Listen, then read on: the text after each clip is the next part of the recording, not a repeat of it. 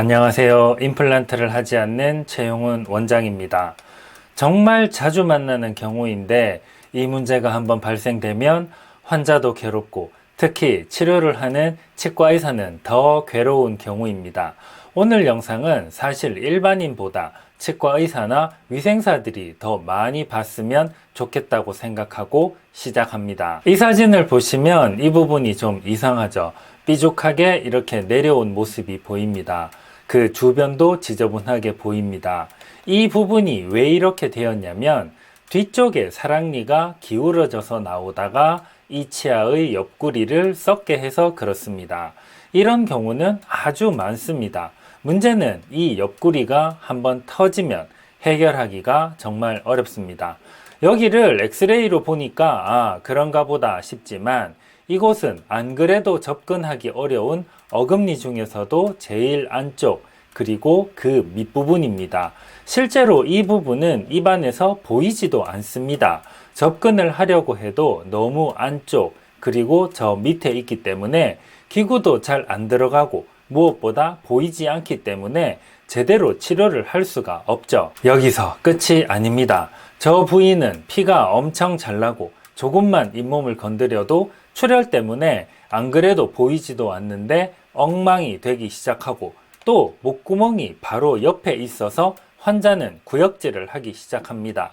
신경치료를 하다 보면 약물 때문에 환자가 구역질을 하는데 저 구멍을 막을 수는 없고 정말 대환장 파티가 제일 많이 일어나는 상황이 바로 이 상황입니다. 그렇게 고생해서 입안에서 치료를 마쳐서 치료가 잘 되면 좋겠지만 여기 보시다시피 일부는 치료가 되었지만 깊은 곳은 전혀 치료가 제대로 되지 못한 모습입니다.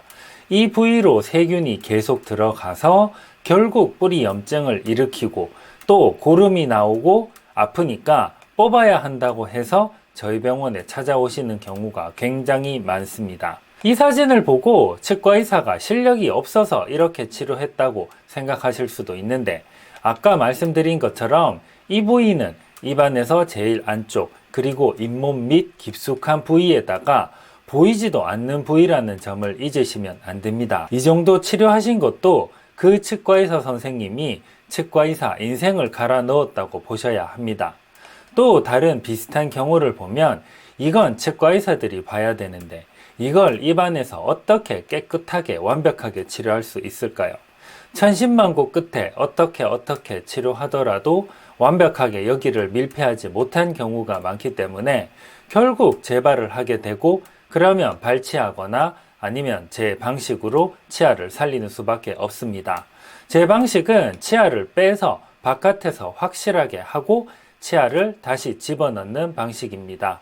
보이지도 않고 접근이 어려운 부위를 치료하느라 환자도 고생하고 치과의사도 고생하는 것보다는 이렇게 무통 마취를 하고 안 아픈 상태에서 치아를 잘 뺀 다음에 바깥에서 치료하고 다시 집어넣는 게 훨씬 낫다고 생각하고 그렇게 하고 있지만 치과 치료는 정답이 없습니다.